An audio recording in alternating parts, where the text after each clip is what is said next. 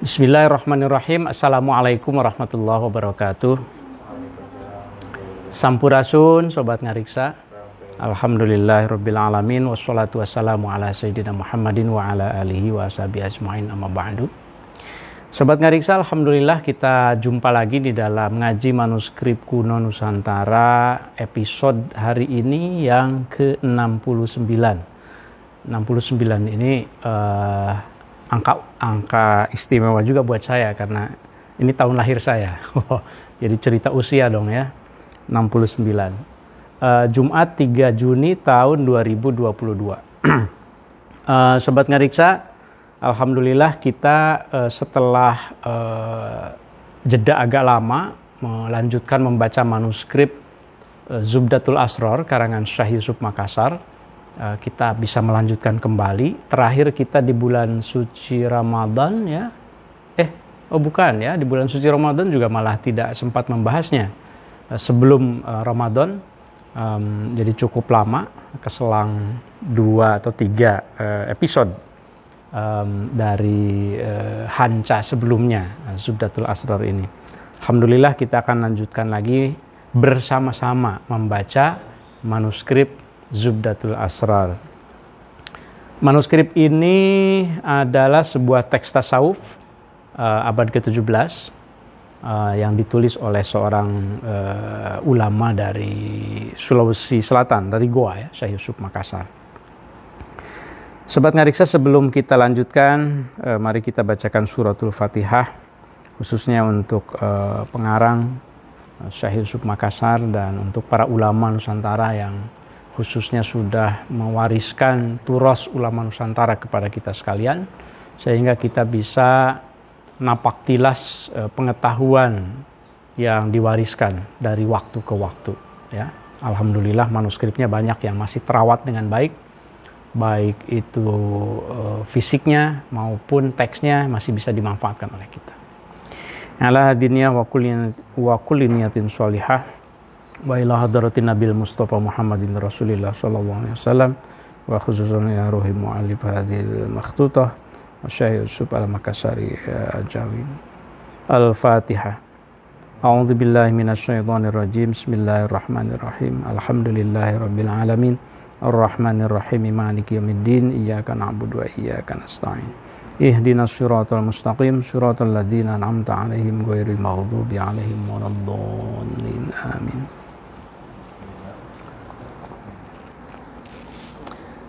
Sobat Ngariksa, malam ini kita akan mengambil tema. Ini tema utamanya. Saya memberi judul Ucapan Nyeleneh Sufi menurut Al-Makassari. Tentu judul ini ya dari saya ya. Di dalam Zubdatul Asrarnya tidak ada kalimat nyeleneh. Dalam bahasa Arabnya nyeleneh. Nanti yang saya maksud di sini adalah ucapan para sufi yang sering disebut sebagai sotohat. Sotohat itu ucapan sufi yang kalau dipahami oleh orang awam itu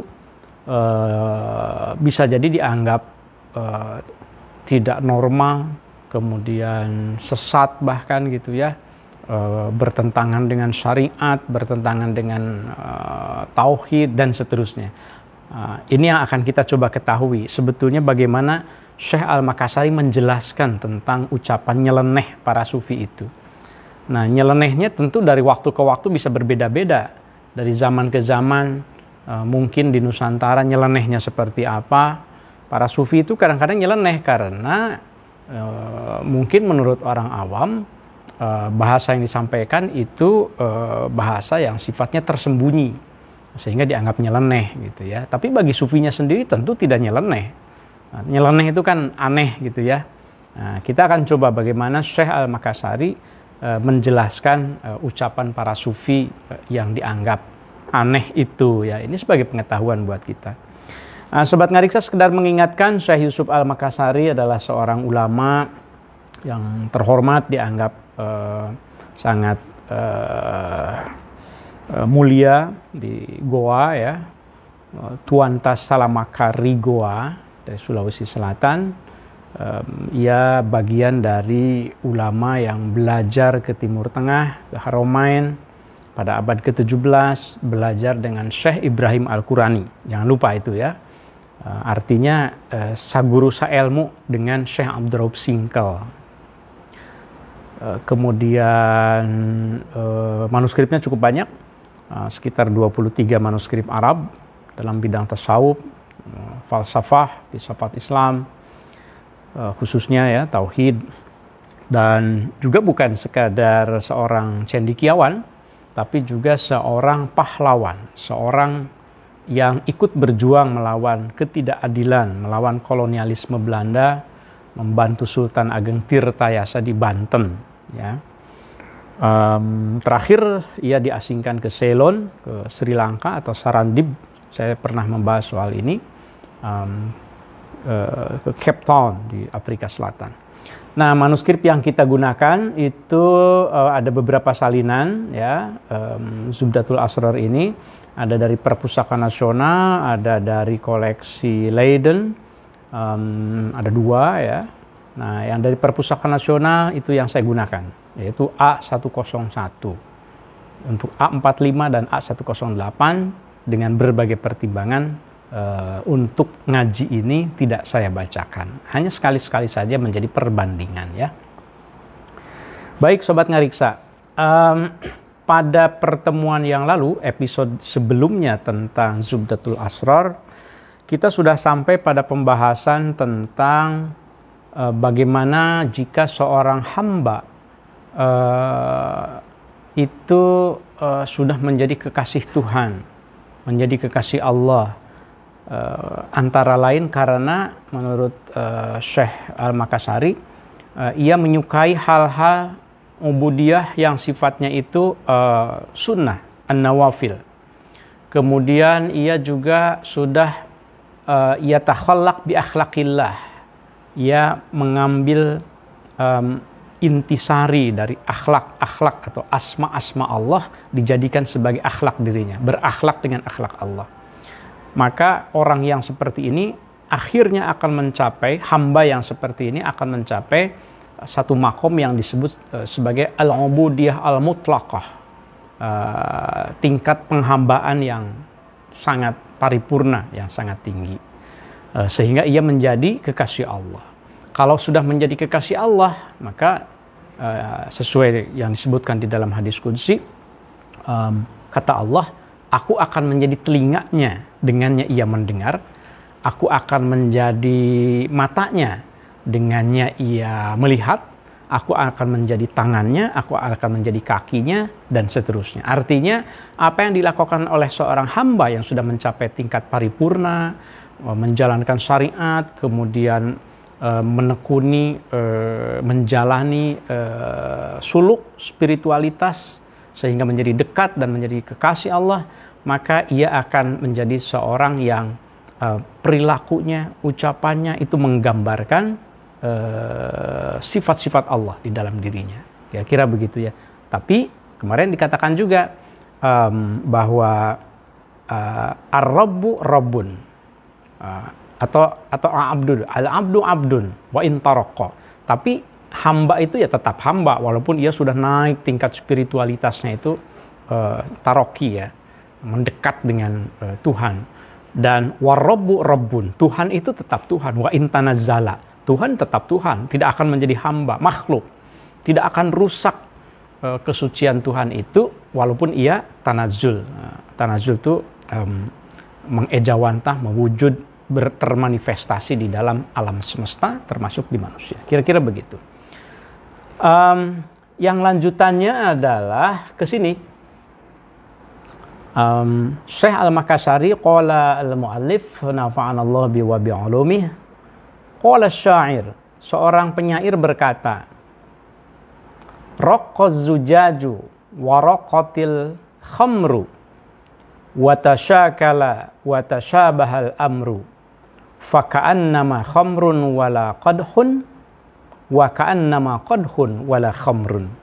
Sebelumnya juga sudah ada satu qasidah atau syair ya yang dikutip, silakan disimak di episode yang sebelumnya tentang Zubdatul Asrar. Nah, ini masih akan menggambarkan bagaimana jika seorang hamba itu sudah mendekat dengan Tuhan itu digambarkan seperti apa oleh sufi. Saya terjemahkan dulu ya, kemudian kita coba nanti pahami maknanya dan sejarahnya, barangkali konteksnya. Qala telah berkata siapa asyairu, seorang syair, penyair, seorang penyair. Raqqa az-zujaju, raqqa apa ya? Raqqa itu kan raqiq, itu lembut. Kalau saya membaca terjemahan dari Prof. Nabilah Lubis, coba kita lihat ya.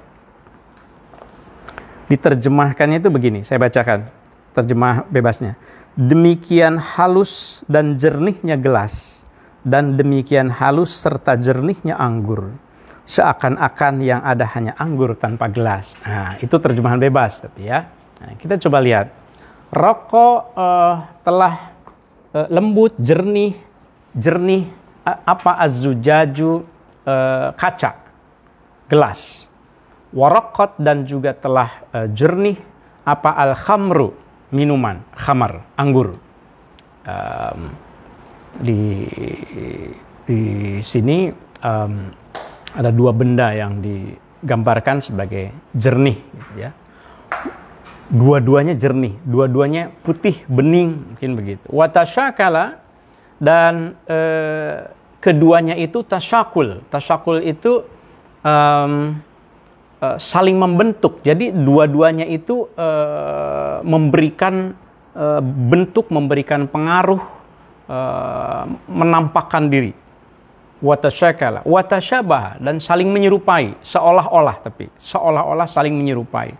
Wa tasyabaha, dan saling menyerupai apa? Al-amru, urusan. Jadi ini menggambarkan ada wadah, ada gelas, kemudian ada khamar ya. Saking dua-duanya itu putih, saking dua-duanya itu bersih begitu, sehingga orang kadang-kadang tidak bisa membedakan mana wadahnya, mana airnya, mana gelasnya, mana anggurnya. Saking dua-duanya itu bersih begitu, halus, lembut. Faka'an nama khamrun, maka seakan-akan kadang-kadang seakan-akan ia itu adalah anggur, khamr, wala qadhun, dan bukan wadahnya, bukan gelasnya. Tapi waka'an nama qadhun, kadang-kadang ia juga wadah, wala khamrun, dan bukan khamr. Nah, inti dari syair ini yang dikutip oleh Syekh Al-Makassari sebetulnya ingin mengatakan bahwa memang kadang-kadang ya, seorang hamba yang sudah mencapai pada tingkat al-ubudiyah al-mutlaqah itu, karena yatakhallaq bi akhlaqillah, maka ia seperti mengekspresikan sifat-sifat Allah begitu. Nah, tapi tasyabah bukan benar-benar menyerupai, bukan benar-benar, tapi seolah-olah menyerupai. Kan gelasnya tetap gelas, kacanya tetap kaca, khamarnya tetap khamar, anggurnya tetap anggur barangkali gitu ya.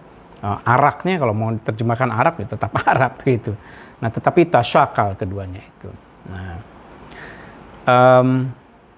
yang menarik itu adalah siapa sih yang dimaksud asyair di sini itu? Penyairnya itu siapa sebetulnya? Nah, ini saya ingin memberikan PR juga lah ke para filoloh ya. Karena dari penelusuran berbagai sumber itu, sebagian mengatakan bahwa ini adalah satu qasidah yang diucapkan oleh As-Suhrawardi Al-Maktul, ya, seorang sufi abad ke-12. 1150 sekian saya kira lahirnya gitu ya, abad ke-12. Yang mengucapkan ini kemudian sering didendangkan oleh para penyanyi belakangan juga. Tetapi sebagian lagi mengatakan bahwa ini itu bukan dinisbahkan kepada Suhrawardi Al-Maktul, tetapi katanya ini Abu Nuwas katanya. Nah, coba kita lihat misalnya ya, saya loncat dulu, ada satu sumber yang saya kutip, tentu saya juga mencarinya di internet. Silahkan nanti menjadi perbandingan. Sebetulnya kalau kajian yang ilmiah, yang riset yang benar sesuai pakem-pakem akademik, tentu harus dilacak sumber aslinya, sumber pertamanya. Kalau dari YouTube ya tentu saja tidak memadai. Cari di sumber Diwan mungkin. Cari lagi di sumber yang lebih tua lagi, terus saja sampai ketemu yang paling pertamanya. Nah, tapi itu tentu kajian akademik. Kita sekarang yang populer-populernya saja.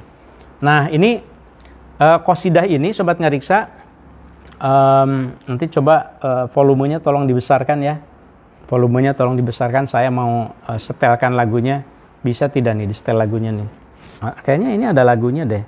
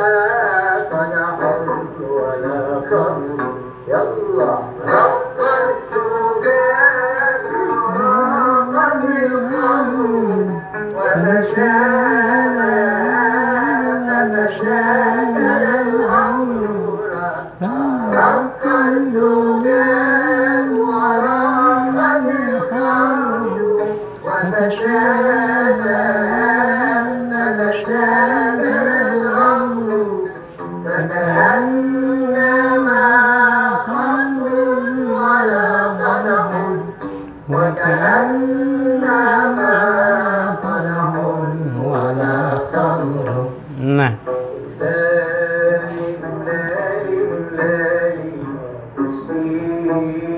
iya, sampai di situ. Nah, Sobat Ngariksa, kalau kita lihat ini enak sebetulnya kalau dinikmati ya. Jadi memang sudah menjadi satu syair yang sering didendangkan oleh para penyanyi Arab ya. Nah, di sini dari sumber ini pertama tentu ini salah ketik ya. Waka'annaha. Di manuskripnya waka'annama, faka'annama, waka'annama. Dan itu lebih masuk akal tentu saja ya. Bukan faka'annaha. Ini di sini dinisbahkan oleh penulisnya As-Suhrawardi Al-Maqtul. Terima kasih tentu kreditnya untuk siapa ini? Akun YouTube Ahmed Fauzi Atia. Wah, ini subscribernya sampai 42.000 ini. Yang Ngariksa baru berapa? 4.600. Ini 42.000, Ngariksa 4.000. Nanti mungkin harus menunggu berapa puluh tahun untuk 42.000 ya. Atau harus bikin sesuatu yang sensasional. Ya. Nah, ini Syekh Imam Raqqaz Zujaju. Tapi kalau coba kita lihat satu sumber lagi yang juga populer. Ini saya mengutip Gus Baha misalnya ya, di dalam salah satu tayangan yang saya ambil. Coba kita dengarkan juga.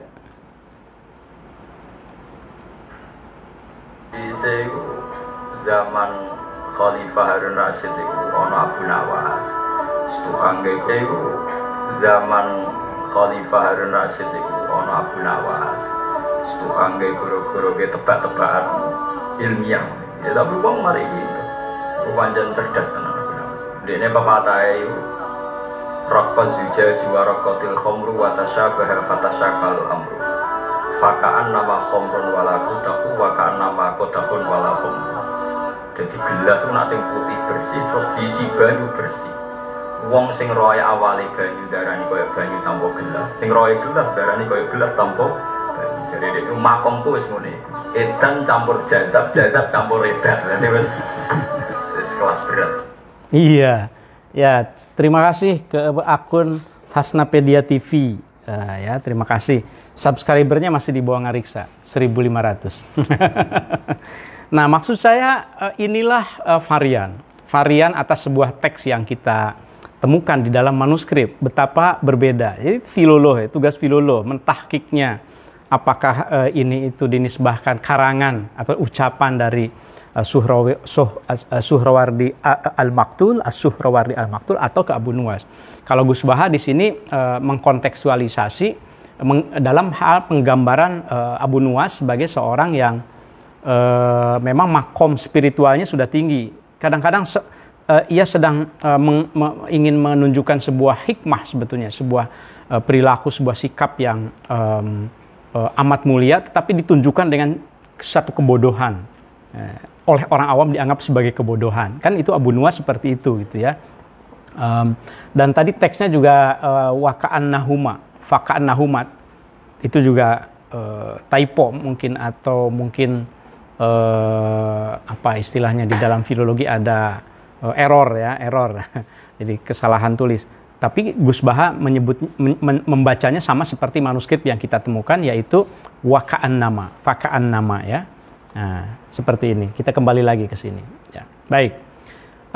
Jadi poinnya adalah bahwa dalam syair ini menggambarkan hamba yang sudah sampai pada tingkat spiritualitas tinggi. Itu kadang-kadang oleh orang awam itu tidak kelihatan, tidak bisa membedakan dia ini sebagai seorang hamba biasa atau sebetulnya sedang menyuarakan suara Tuhan.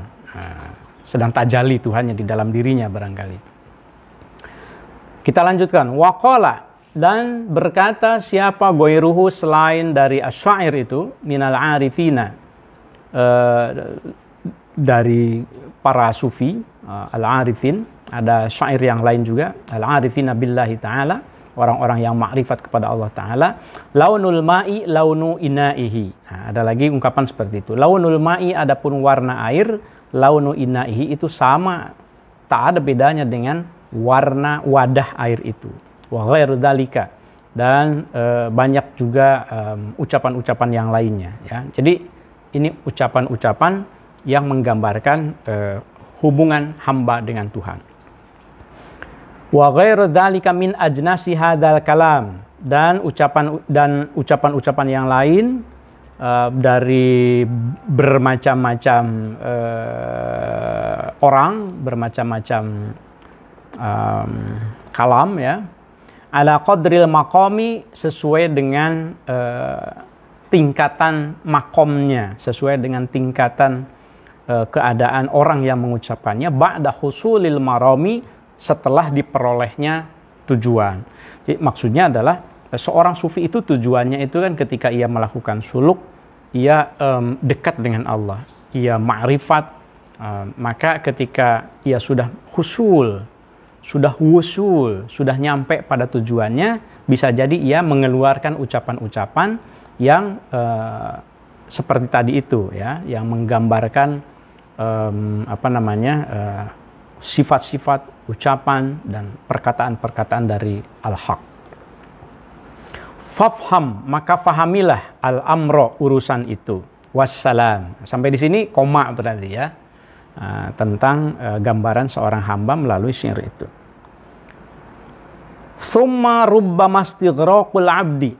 Kemudian barangkali juga tenggelamnya seorang hamba, tenggelam di dalam spiritualitas, di dalam kecintaan terhadap Allah. Fi hadal maqami, di dalam maqam ini, bidawami suhudil kasrati, dengan cara terus-menerus menyaksikan atau melihat al-kasrah. Al-kasrah itu semesta yang banyak. Fil wahdah, selalu dilihatnya itu sebagai satu. Maksudnya sebagai wujud Allah. Jadi maksudnya begini. Kita kan sedang menjelaskan tentang bagaimana istighraq seorang hamba. Bagaimana seorang hamba itu tenggelam di dalam, istighraq itu tenggelam ya. Bagaimana seorang hamba tenggelam di dalam kecintaannya kepada Allah, menjadi kekasih Allah. Nah,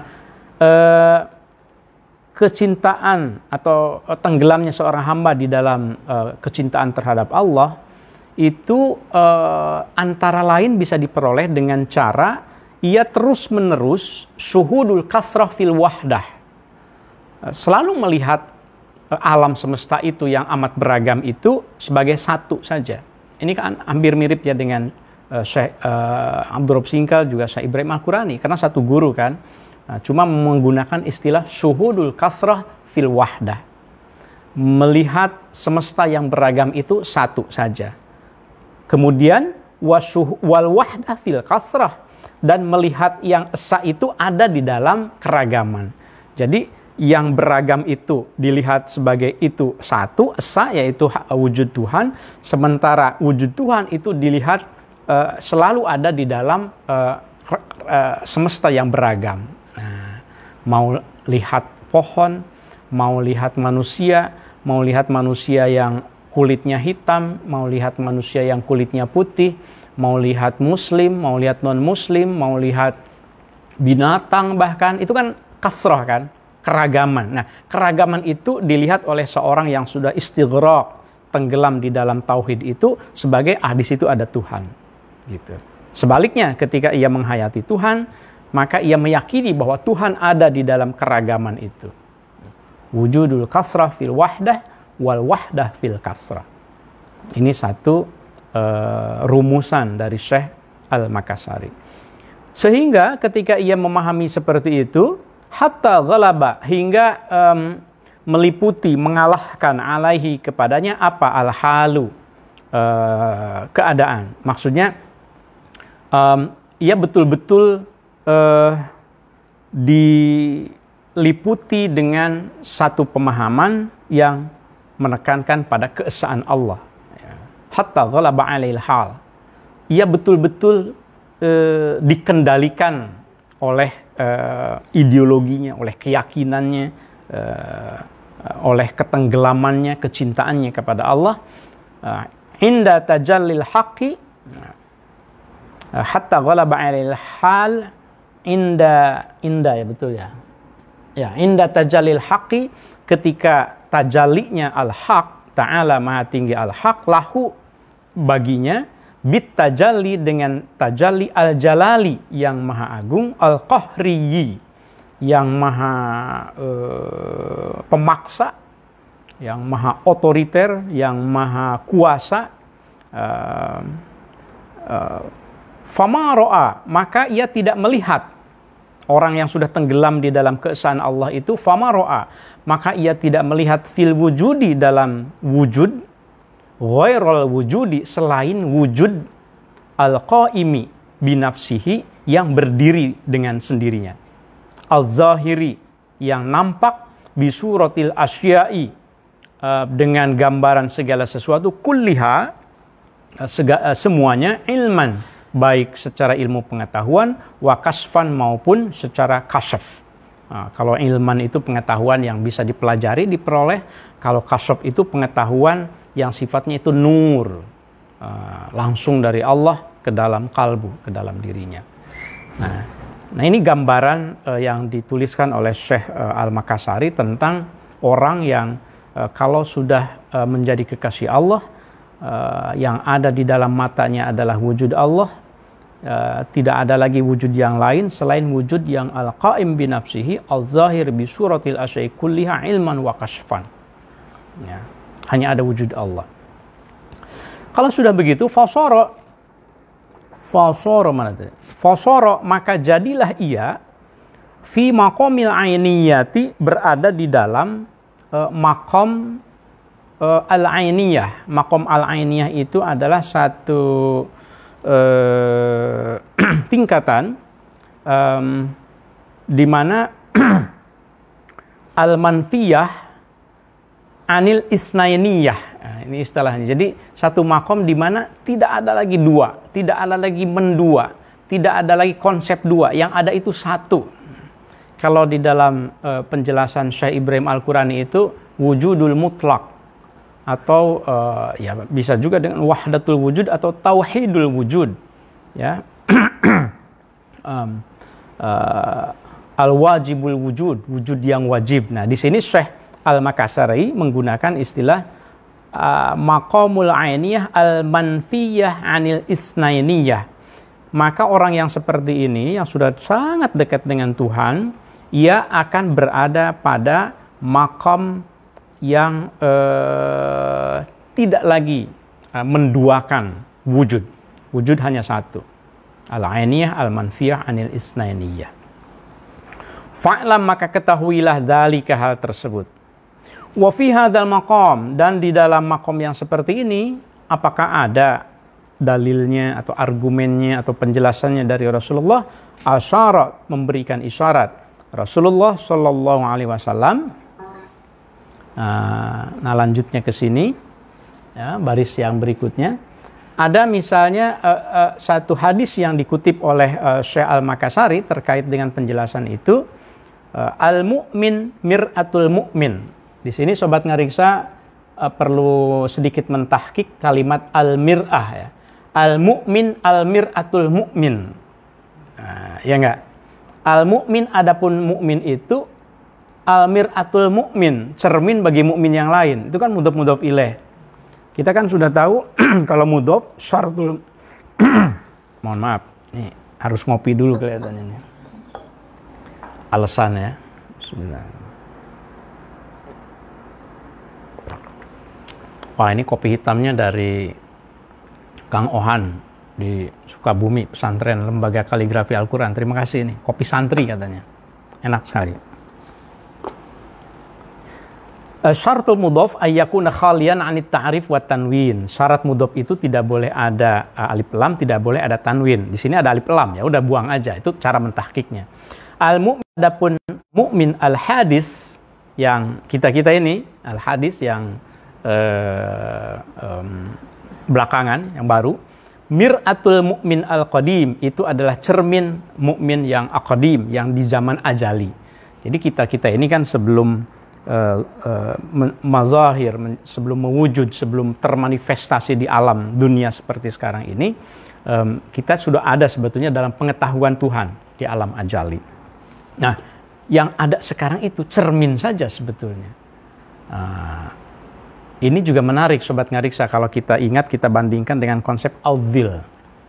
Kalau Syekh As-Sinkili kan mengungkapkan konsep al-dhil, ya, bayangan, bahwa manusia itu bayangan Tuhan di muka bumi, gitu ya.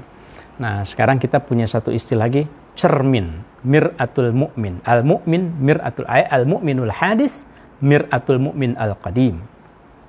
Fata'ayyana, maka ta'ayyun, nyata, apa? Kullu wahidin, siapa? Kullu wahidin, setiap masing-masingnya, minhuma, dari dua mukmin itu, yang hadis dan yang qadim itu, ta'ayyun fil ukhra, di dalam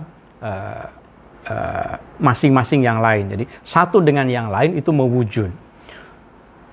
Fajaro, maka terjadilah majaro, apa yang seharusnya terjadi, maka terjadilah apa yang kemudian suka disaksikan oleh orang awam, min lisani hadzal abdi, keluarlah ucapan-ucapan dari lisan hamba yang seperti ini, al-fani, hamba yang sudah fana, al-mustaghraq, hamba yang sudah tenggelam, fi syuhudil wahdati, di dalam penyaksian keesaan Tuhan al-mutlaqat, yang mutlak. Apa yang keluar itu? Kalamun, ucapan, min ghairi ikhtiarin, di luar kontrolnya. Nah, ini yang dimaksud dengan ucapan nyeleneh itu. Jadi kalau menurut Syekh Al-Makassari, sebetulnya ucapan yang dianggap nyeleneh, misalnya ada sufi yang mengatakan, aku adalah Tuhan, misalnya gitu ya.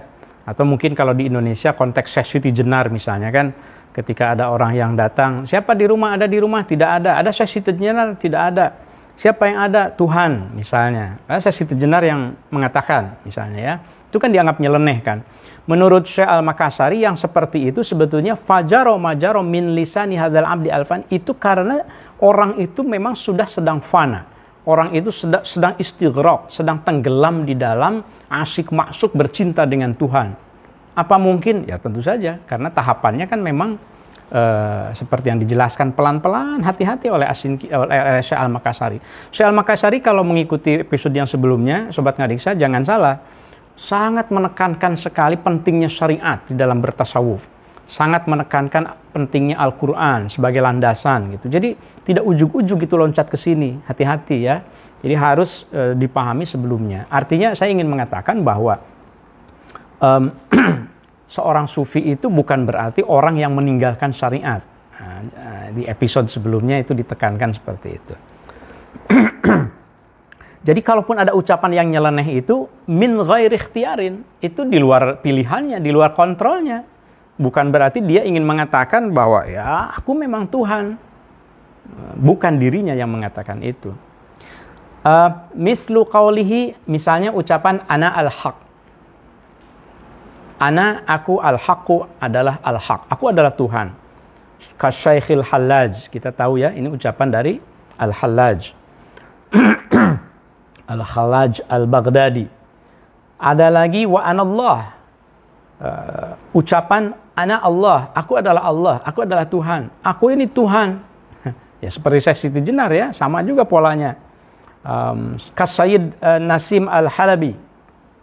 Seperti Sufi Nasim Al-Halabi. Sobat Ngariksa, untuk nama ini saya belum terlalu banyak mengeksplorasi sumber ya. Jadi Sobat Ngariksa boleh juga dong mohon bantuan di komen mungkin di Facebook, silahkan berikan tambahan penjelasan siapa sih As-Sayyid Nasim Al-Halabi ini ya, yang mengatakan ana Allah. Ada lagi ucapan wa ma fi jubbati siwallah. Ma fi jubbati, tidaklah ada di dalam jubah bajuku, kantong bajuku, siwallah, selain Allah. Di kantong bajuku ini tidak ada apa-apa. Yang ada itu hanya Allah. Hanya ada Allah di kantong bajuku. Kira-kira begitu. Ucapan siapa ini? Syekh Ash-Shibli. Ya, Abu Bakar Ash-Shibli. Ini juga seorang sufi. Murid dari Syekh Junaid Al-Baghdadi saya kira ya. Ya perlu ditelisik lagi Sobat Ngariksa. Jadi kalau ketemu nama-nama itu, tugas filoloh itu memang mentahkiknya. Cara mentahkiknya itu nama-nama itu dicari di dalam sumber-sumber ya. Nah, saya memberikan stimulus saja. Sobat Ngariksa yang melanjutkan. Ada lagi ucapan wa subhani ma'a'dhama sya'ni. Subhani, maha suci aku. Ma'a'dhama, betapa agungnya apa sya'ni, diriku. Nah, biasanya kan kalau yang tidak sedang syatohat, tidak sedang fana, ya ucapannya subhanallah kan. Kita kan kalau zikir subhanallah, subhanallah. Ya tentu saya nggak berani berzikir subhani karena wah saya hanya membaca manuskrip saja. Masih jauh sekali tentu saja gitu ya, bukan makom saya ya. Saya kan tugasnya membaca manuskrip nih. Jadi yang sudah sampai pada tahap ini itu hanya diketahui oleh orang yang juga sudah sampai pada tahap itu. Tidak tahu siapa. Ada ucapan seperti itu dari siapa? Syekh Abi Yazid Al-Bustami. Kita tahu Abu Yazid Al-Bustami dengan ucapannya sangat terkenal, itu juga kontroversial di hadapan orang-orang yang lain, orang kebanyakan. Subhani ma'adhama sya'ni. Maha suci aku. Nah, karena ini sebetulnya min lisani hadal abdi al-fani, seorang yang sedang istighraq. Ada lagi wa ka asbahtu ala kulli syai'in qadir katanya. Asbahtu, aku menjadi ala kulli syai'in, atas segala sesuatu, qadirun, itu maha kuasa. Aku ini maha kuasa atas segala sesuatu. Itu kan akhlak Allah, sifat Allah semuanya ya toh. Al-Qadir itu sifat Allah kan. Maha suci juga sifat Allah. Semuanya itu dilekatkan ke dalam dirinya. Nah, seorang hamba yang sedang ini. Itu ucapan siapa? Syekh Abi Al-Ghais Ibnu Al-Jamil Al-Yamani. Ini juga perlu dielaborasi, silahkan dicari para pengkaji ahli tasawuf, bisa dicari sumber-sumbernya. Wa ghairihim, dan selain dari mereka itu min ahli sotohati, dari kalangan para sufi yang memang terkenal dengan ucapan-ucapan nyelenehnya, ucapan-ucapan sotohatnya. Nyelenehnya dalam tanda kutip ya, karena ini bahasa yang saya mencari-cari apa ya kalimatnya, supaya bisa dipahami ya kira-kira seperti kan agak aneh kan, nyeleneh kan kalau dalam perspektif orang umum ya toh, mengatakan bahwa maha suci aku adalah Tuhan, ya tentu saja dianggap nyeleneh, sehingga sebagian malah dihukum mati ya oleh para ulama sendiri. Qaddasa, semoga menyucikan Allah, asrarahu. qaddasa asrarahu al-jami'. Semoga Allah menyucikan ruh-ruh dari ahlus satahat itu al-jami' semuanya. Apakah itu adalah ucapan si hamba? Wa amma fil haqiqati, dan adapun pada hakikatnya, fa innallaha ta'ala, maka sesungguhnya Allah Ta'ala, huwa, itu adalah Allah itu al-mutajalli, zat yang sedang tajalli, al-mutakallimi, yang sedang berkalam, mengucapkan ala lisani abdi, melalui lisan hambanya. Lal abd, bukan hamba itu sendiri. Itu penjelasan dari Syekh Al-Makassari. Jadi ketika ada ucapan ana al-haq, ya bukan al-halaj, itu Tuhan yang sedang berbicara melalui lidah al-halaj. Penjelasan para sufi seperti ini ya. Nah, kalau tidak setuju tidak apa-apa, tapi ini saya kan sedang menjelaskan, begitulah para sufi menjelaskan. Apa ada dalilnya? Nah, ini para sufi berdasar pada dalil yang sering disampaikan. Amma fahimta, apakah tidakkah engkau faham qaulahu, firman Allah Ta'ala fil haditsil qudsi, di dalam hadis qudsi kan ada Allah berfirman, la yazalu abdi yataqarrabu ilayya bin nawafil hatta uhibbahu. La yazalu abdi, tidaklah seorang hamba atau hambaku, tidaklah hambaku terus-terusan yataqarrabu, mendekatkan diri ilayya kepadaku, bin nawafili, dengan amaliyah yang nawafil, yang sunnah, hatta uhibbahu, hingga aku mencintainya, aku menjadi kekasihnya, fa ahbabtuhu, maka aku mencintainya. Sobat Ngariksa, ini ada yang kelewat saya kira ya. Hatta uhibbahu, ini di sini faida ahbabtuhu saya kira. Ya enggak? Coba dicek lagi. Karena enggak nyambung kalau fa'ahbabtuhu. Begini, tidaklah seorang hambaku mendekat kepadaku dengan amalan-amalan nawafil yang sifatnya volunteer, hatta uhibbahu, hingga aku menjadi kekasihnya. Fa'idha ahbabtuhu, maka ketika aku sudah mencintainya, kuntu, aku menjadi sam'ahu, telinganya. Kuntu sam'ahu alladzi yasma'u bihi, yang dengan telingaku itu ia mendengar. Wa basarahu, dan aku menjadi matanya. Alladzi yabsur bihi, yang dengan mataku itu si hamba melihat. Wa yadahu, dan aku menjadi tangannya. Alladzi yabtish biha, yang ia memanjangkan, ia menjangkau.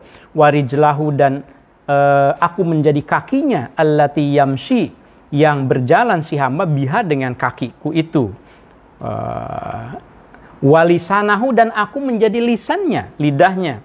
Alladzi yamtiqu, yang bercakap-cakap si hamba bihi, dengan lidahku itu. Al-hadis.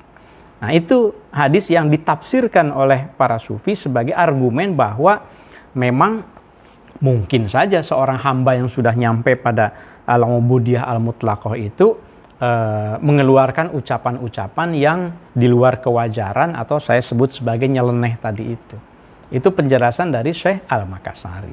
Setidaknya kita tahu lah Sobat Ngariksa, jangan hanya tidak setuju kemudian menganggap itu sesat, kafir, tapi tidak pernah mengetahui dan membaca literaturnya. Nah, ini literatur tentang tasawuf ya seperti ini. Jadi santai-santai aja kalau nggak setuju juga ya, asik-asik aja lah gitu. Nah, ini sebagai pengetahuan toh, membuat kita lebih bijak betapa ilmu kita itu masih sangat sedikit sekali. Ini Syekh Yusuf Al-Makassari yang mengarang puluhan karya, seorang ulama yang belajarnya puluhan tahun kepada ulama besar. Dibanding kita barangkali jangan-jangan belajar satu kitab saja belum khatam ya. Kira-kira begitu ya ukurannya. Wa ma utitum minal ilmi illa qalila. Baik. Wa qala, dan berkata aidan subhanahu li ba'dil ma'sumina alaihi salam. Wa qala aidan subhanahu li ba'dil ma'sumina alaihi salam man talabani. Nah, Allah di dalam hadis qudsinya berkata lagi, menjelaskan li ba'dil ma'sumin, sebagian orang-orang yang maksum, man barang siapa, tolabani yang mencari aku, wajadani, maka ia akan menemuiku. Waman dan barang siapa wajadani, yang sudah menjumpai aku, ahbabtuhu, aku akan mencintainya, aku akan menjadi kekasihnya. Asyaqtuhu, aku akan mengasyikinya. Asyik itu kan, asyik maksud itu bercinta. Aku akan bercinta dengannya. Kalau hamba itu memang serius mencari aku, ia pasti akan menemukan aku. Kalau ia sudah menemukan aku akan bercumbu dengannya. Waman dan barang siapa asyik tuh yang aku bercumbu dengannya, kotal tuhu, bahkan aku akan membunuhnya. Waman dan barang siapa kotal tuh aku membunuhnya, fa'alayya diyatu, aku akan tanggung resikonya, diatnya. Waman dan barang siapa alayya, menjadi tanggunganku, diyatuhu, diatnya, dendanya, fa'ana diyatu, aku sendiri yang akan menjadi diatnya, aku sendiri yang akan menjadi diat itu ya, bayarannya lah begitu ya. Pokoknya semuanya itu adalah aku. Orang yang sedang asyik maksud itu kan, pasangan misalnya, kekasih, ia rela mengorbankan apapun yang ada di dalam dirinya. Kira-kira gambarannya seperti itu, sebetulnya analoginya ya. Kalau Tuhan, kalau hamba dekat dengan Tuhan. Fahina idin, maka oleh karena itu, ketika sudah mencapai seperti itu, yakunu, maka ada siapa al-haqqu, al-haq, subhanahu ma suci, al-haq, fi hadal maqami, di dalam maqam ini, koma, berada maqamal kulli, dalam maqam keseluruhan minal abdi, si hamba itu, al-mutaqarribi, yang mendekat, ilaihi, kepadanya ta'ala, ba'da tawaddihi, setelah si hamba itu menjalankan al-amanata, amanat, ilaihi, kepada Allah Ta'ala, maha tinggi Allah. Mungkin Sobat Ngariksa bisa ingat lagi konsep al-ihatah yang disampaikan oleh Syekh Al-Makassari. Jadi kalau sudah mendekat dengan Allah, kalau sudah tenggelam di dalam Allah, maka Syekh Asinkili itu menyebutkan satu istilah ihatatul ma'iyah wa ma'iyyatul ihatah. Jadi mencakup atas bawah kiri kanan luar dalamnya si hamba ya. Selalu di dalam geraknya ada Allah, selalu di dalam nafasnya ada Allah. Wah, mungkin ada yang komentar, saya nggak tahu ada nggak yang komentar, Kang Oman ini ketinggian ini materinya katanya. Ya, buat mereka yang memang niat belajar. Kalau misalnya, ini saya tidak tertarik yang tinggi-tinggi, maunya yang sederhana aja. Kalau gitu, boleh istirahat dulu saja. Ya, kan tugas saya membacakan sampai khatam ini, Zubdatul Asrar, ini masih panjang ya sedikit. Qala, berfirman siapa Allah Ta'ala, innallaha, sesungguhnya Allah, ya'murukum, telah memerintah Allah kepada kalian, antu adu, agar kalian menjalankan al-amanati, amanat, ila ahliha, menyampaikan amanat ila ahliya, kepada ahlinya, al-ayah.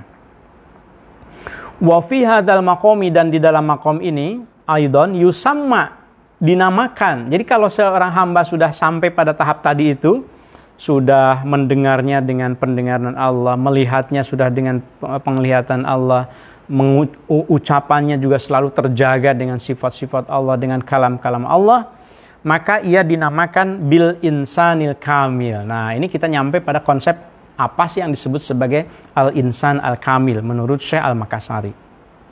Al-insan al-kamil itu manusia yang sempurna.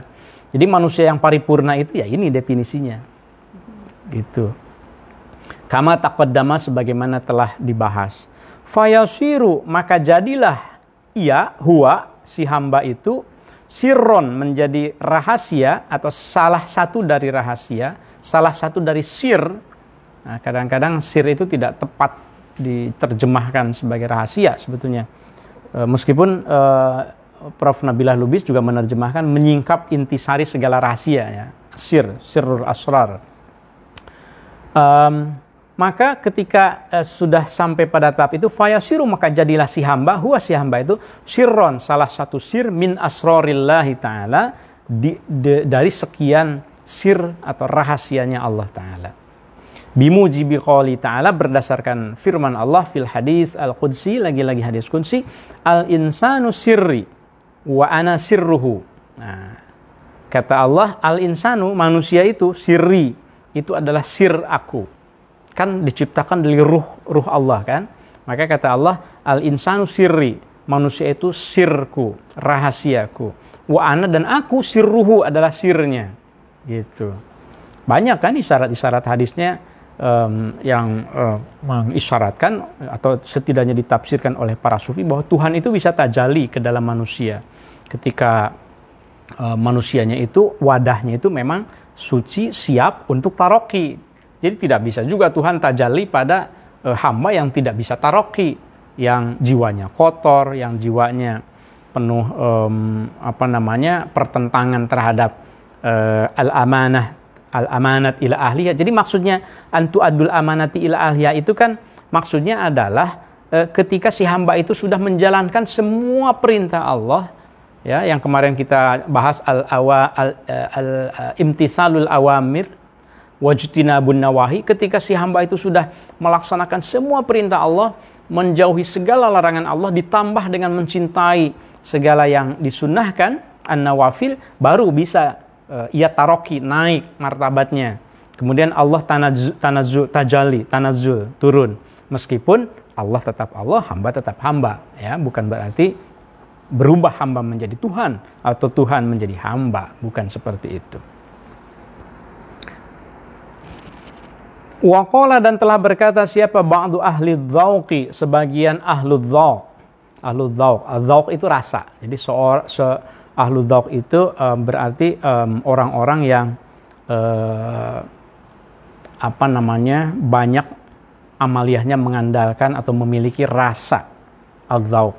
Wa minas sufiyati, nah, dan sebagian dari ahli sufi. Apa yang dikatakannya? Qaddasallahu sirrah, semoga Allah membersihkan ruhnya. Wal muradu, dan adapun yang dimaksud bil insani, dengan manusia, huna di sini maksudnya al insan al kamil itu, huwa adalah al insanu, manusia, al kamilu, yang sempurna, al arifu atau wal arifu, dan seorang yang arif, yang ma'rifat, al wasil, yang wusul, yang sudah sampai ila hadal maqami, sampai pada makom ini. La mutlaqul insan, la mutlaqul insan an-naqis, tuh kan. Jadi yang nyampe bisa sampai ke makom yang tadi itu, yang bisa mengucapkan ucapan-ucapan yang nyeleneh itu, memang manusia yang sudah sampai pada makom yang mutlak, ya, yang sudah husul maksudnya. Bukan pada makom yang mutlak. Manusia, insan yang sudah wusul, sudah nyampe kepada ma'rifat kepada Allah. La mutlaqul insan, bukan manusia siapa saja, tidak bisa. Itu mengapa untuk orang awam ya nggak bisa diikuti gitu. La mutlaqul insan, bukan manusia secara umum, an-naqis, yang kurang, yang banyak kekurangannya, alladzi huwal hayawan adz-dzahir, yang itu manusia itu kan al-hayawanun natiq kan, yang masih menampakkan sifat-sifat hewaninya, nafsu amarahnya. Adz-dzahir, yang nampak fi surati hadzal insan. Ya, kalau masih kelakuan juga masih kelakuan meninggalkan syariat, ya tidak bisa loncat ke makom yang itu menggambarkan makom ketuhanan, makom yang suci, ya. Fa'lam, maka ketahuilah dzalika, hal tersebut.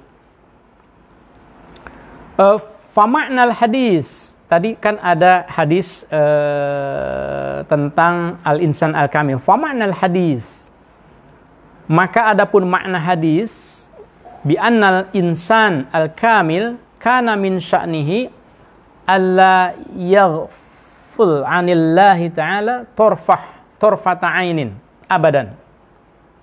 Ini sedang menjelaskan hadis yang tadi itu, ya. Jadi yang dimaksud dengan insan al-kamil itu adalah kana min sya'ni, orang yang dari segi perilakunya memang ia tidak pernah lupa dari Allah. Ia tidak pernah sedikit pun torfata ainin, ia tidak pernah sekejap mata pun ia tidak pernah lupa zikir kepada Allah. Ia tidak pernah tidak mengingat Allah. Torfata ainin. Torfat ainin itu sekejap banget gitu. Kita ngedip nih, sekedip banget. Itu torfata ainin. Ngedip sedikit, nah itu torfata ainin. Kalau kita sudah bisa begitu, nah, bolehlah silakan. Mudah-mudahan nyampe ya. Nah, kita kan sering lupanya. Abadan selamanya. Apa ada orang yang seperti ini? Ya tentu saja ada. Hanya kan bisa dihitung dengan jari kan. Nah, itu mengapa di bagian awal Syekh Al-Makassari itu menjelaskan terlebih dahulu orang-orang yang sempurna itu. Termasuk waktu itu mencontohkan Uwais Al-Qarni kan ya. Nah, masih ingat barangkali dalam episode sebelumnya. Fayaqulu, maka ada fi jami'i umurihi, di dalam segala urusannya, di dalam segala perilakunya, wa halatihi, di dalam segala tingkah lakunya, kulliha, semuanya, minallahi, itu bersumber dari Allah, ilallahi, juga menuju kepada Allah, alallahi, atas nama Allah, fillahi, di dalam ridha Allah, lillahi, juga untuk Allah, billahi, indallahi, semuanya itu untuk Allah. Ini penegasan dalam bahasa Arab ya, tentu punya makna tersendiri ketika ada min, ada ila, ada fi, bi, inda, itu punya penekanan tersendiri ya. Minallah, ilallah, alallah, fillah, lillah, billah, indallah.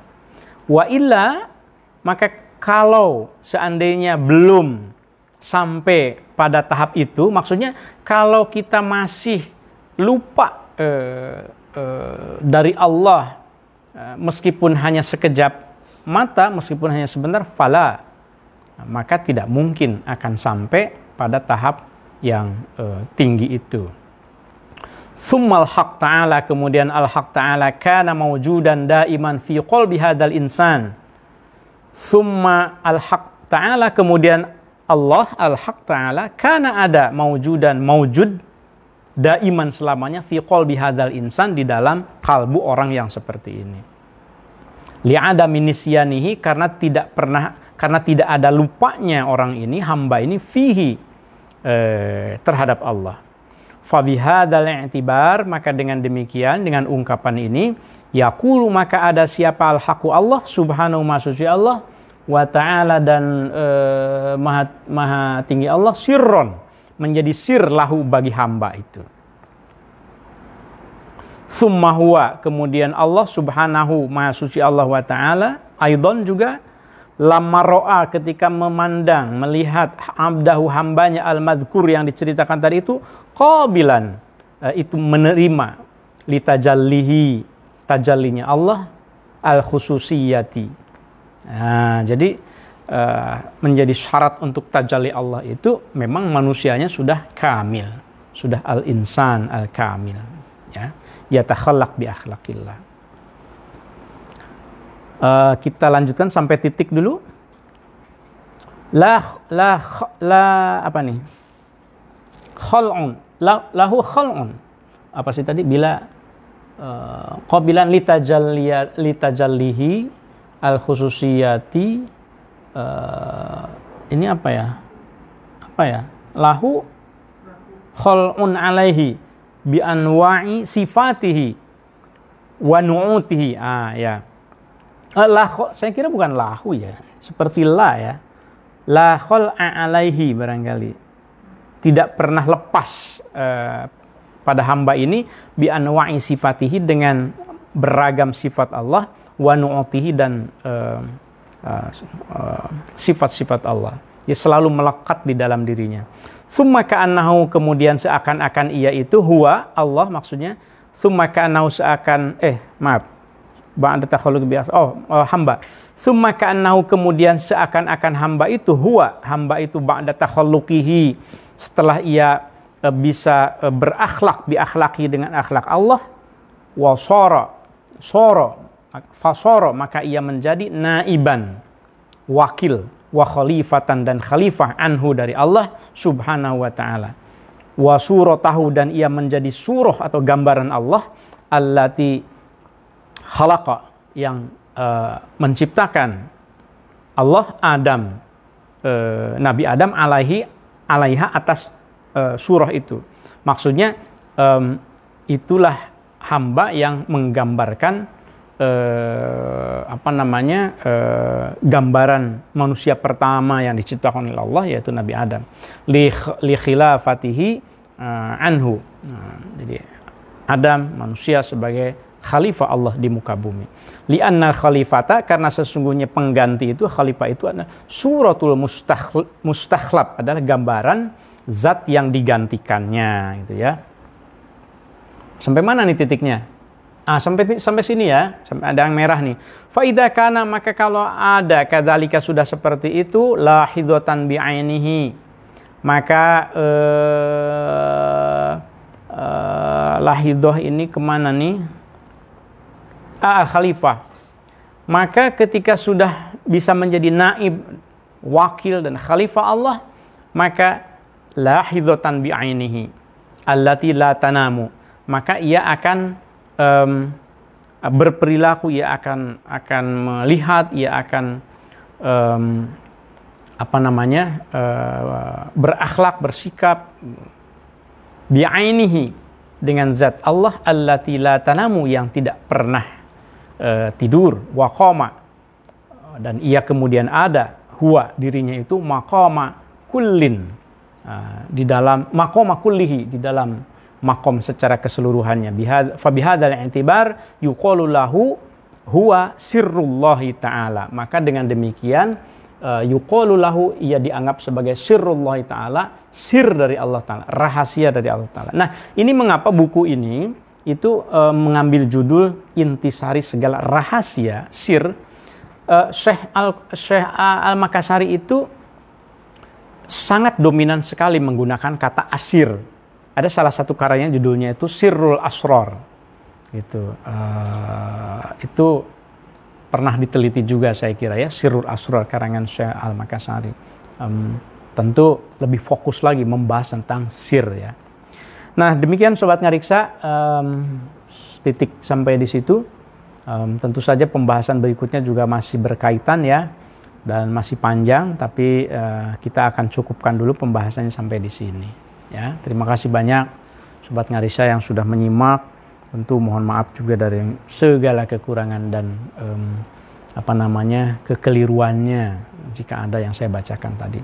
Sebelum saya tutup, saya persilahkan kalau ada yang mungkin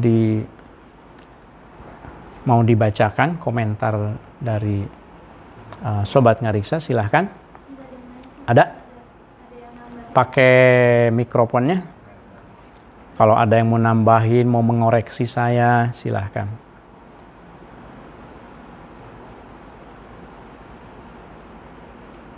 Ada?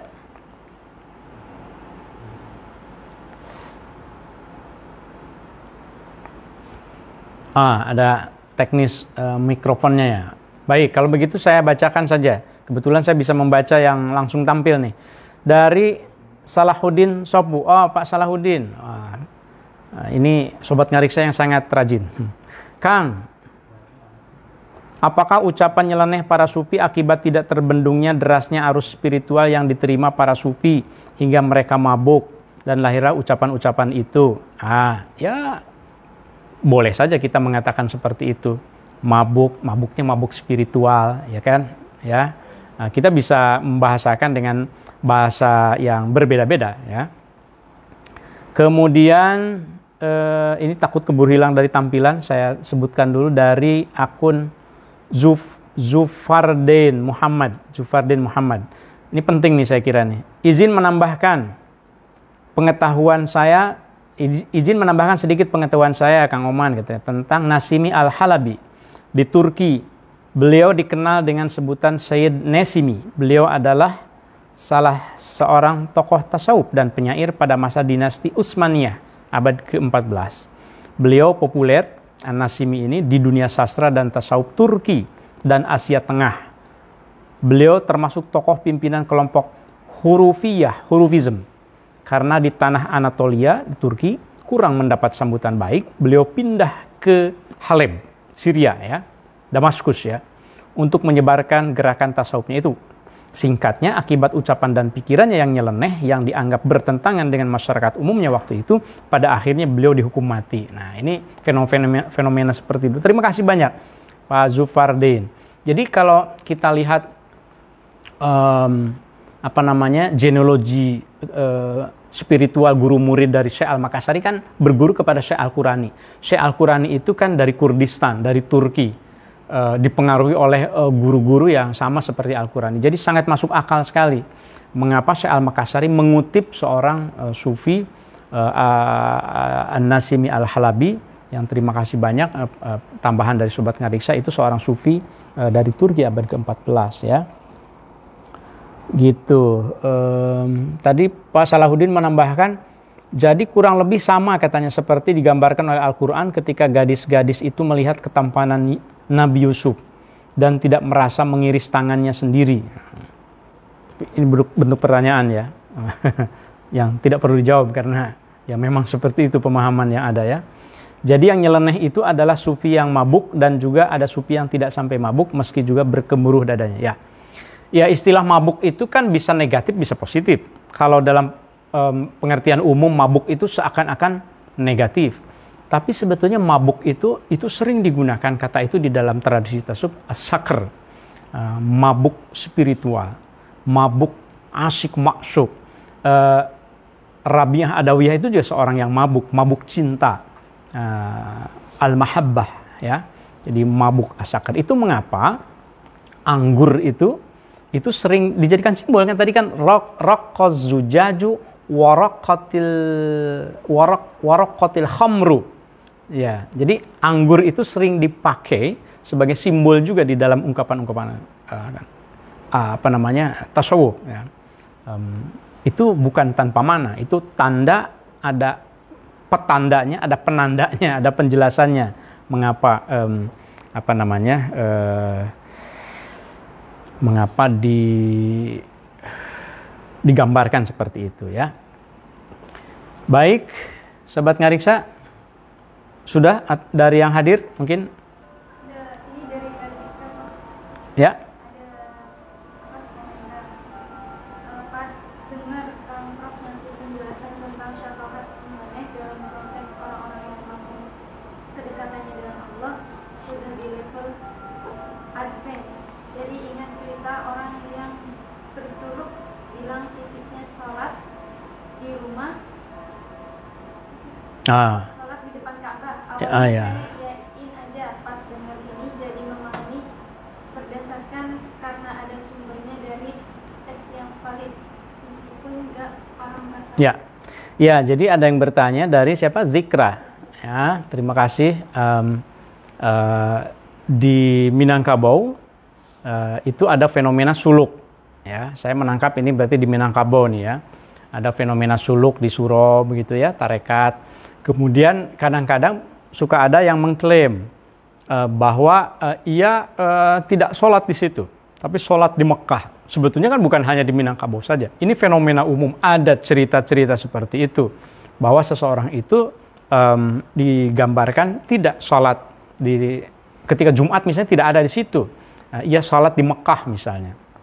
Nah, hal ini yang disebut sebagai khawariqul adah. Kita pernah membahas juga di dalam Zubdatul Asrar ini. Khawariqul adah itu ada batasnya juga, yaitu ketika seseorang itu memang tetap taat dengan syariat. Kalau seandainya secara prinsip ia itu melanggar syariat, maka sebetulnya khawariqul adatnya itu bukan sesuatu yang karomah, tetapi itu istidraj katanya kan waktu itu ya.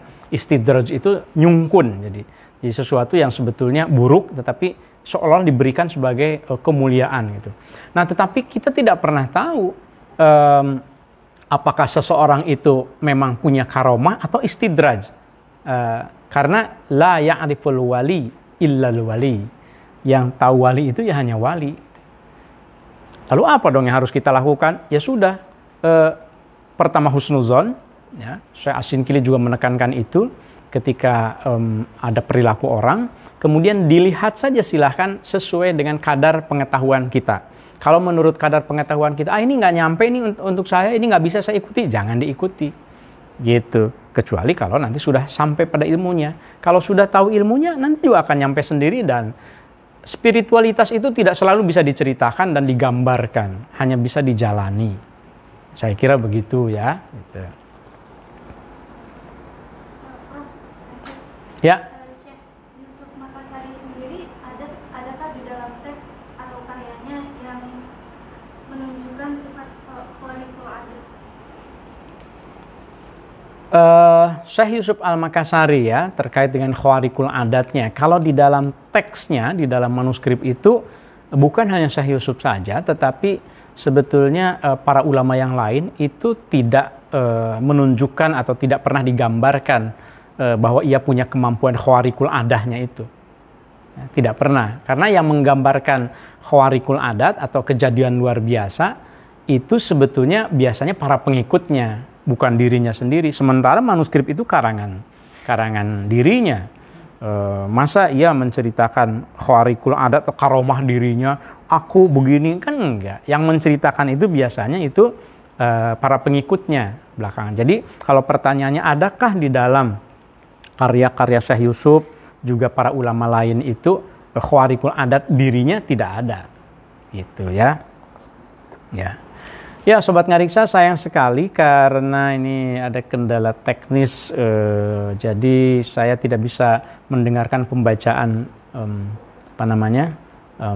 dan saya tidak bisa membaca semua komentarnya karena live ya. Kalau live itu amat terbatas gitu tampilan yang ada di komputer saya. Jadi mohon maaf kalau ada Sobat Ngariksa yang menyampaikan komentar. Saya lihat komentarnya ada 30. Tapi kok nggak, yang ini tidak bisa saya temukan ya. Ini ada yang sedikit terbaca. Pertama dari akun Pak Adudung Abdullah. Penasaran sambungannya? Berarti tunggu nanti ya. Dari Bu Mau Idotun Nisa. Minal maksum konkretnya siapa katanya selain Nabi? Atau adakah insan kamil selain Nabi? Jadi konsep kalau di dalam tasawuf itu yang disebut dengan insan kamil itu adalah yang mereka siapapun yang mencapai tingkatan spiritualitas yang digambarkan tadi itu insan kamil ya. Jadi tidak menyebut nabi atau sahabat atau tabiin, tidak. Pokoknya siapa saja kalau mampu mencapai tingkat itu, ya itu bisa dimaksud sebagai al-insan al-kamil gitu ya. Nah, ini pertanyaan yang perlu dielaborasi lagi. Siapa sih yang disebut minal maksumin itu selain Nabi? Bukankah yang maksum itu hanya Nabi? Nah, itu kita cari lagi sumbernya nanti ya, Bu Nisa. Terima kasih pertanyaannya. Nah, Sobat Ngariksa, sayangnya ini tadi karena ada dari Adudung katanya penasaran sambungannya. Ini mungkin Jumat yang terakhir, jangan-jangan gitu, sebelum saya nanti melihat kemungkinan apakah di Jumat berikutnya itu saya bisa menyampaikan lagi Ngariksa dalam bentuk yang lain ya. Jadi kebetulan mulai dua Jumat depan saya sudah tidak di Indonesia nih. Jadi ceritanya minggu depan saya mau ziarah dulu ke Kyoto karena diundang riset di sana. Selama 2 pekan, ya, hitungan saya ada 1 Jumat yang saya berada di sana. Jadi kalau memungkinkan nanti ada Sobat Ngariksa di Kyoto nih yang mau bantu saya pasang kameranya, boleh nanti kita lanjutkan Ngariksa dari sana ya. Cuma nggak tahu kalau di Kyoto tuh jam berapa sekarang, karena ada beda waktunya ya. Jangan-jangan sudah malam ini. Kalau beda waktunya 3 jam, 4 jam, bisa berbeda. Ini kita lihat nanti ya. Saya usahakan sebisa mungkin akan tetap silaturahim melalui Ngariksa ini. Masalahnya memang setelah saya pulang dari Kyoto itu juga pada awal Juli saya mungkin ada di tempat lain juga agak cukup lama. Selama 6 bulan saya akan rihlah ilmiah ke tempat yang lain. Kita lihat nantilah. Di manakah itu rihlah ilmiahnya, kok lama 6 bulan, nanti kita lihat episodenya, tunggu saja. Tapi tidak akan jauh-jauh dari bidang manuskrip. Nah, rihlah ilmiah saya itu nanti kalau pulang-pulang oleh-olehnya yang manuskrip juga. Kira-kira begitu ya, Sobat Ngariksa. Jadi buat Sobat Ngariksa yang doyan manuskrip, yang cinta manuskrip, yakinlah bahwa keberkahan itu akan datang juga dari manuskrip. Nah, itu yang saya alami betul. Mahasiswa saya suka bertanya itu, mahasiswa pasca, apalagi mahasiswa S1, Pak, saya itu agak malas mengikuti kuliah ini karena nggak jelas tuh masa depannya itu. Jadi saya bilang kalau saya nyari contoh masa depan siapa ya? Ya lihat saya aja deh gitu. Masa depan kalian itu adalah masa kini saya sekarang ini. Itu dalil yang paling nyata itu kan begitu. Susah saya menjelaskannya gitu ya. Baik Sobat Ngariksa, kita tutup. Sobat Ngariksa, antara hamba dan Tuhan banyak petanda yang menunjukkan kedekatan. Bagi seorang sufi, Tuhan tak pernah luput dari persaksian. Dalam alam ada Tuhan, dalam Tuhan ada alam. Syuhudul kathrah fil wahdah, syuhudul wahdah fil kathrah. Manakala sudah satu sahaja dalam pandang, lainnya tak ada yang berbilang.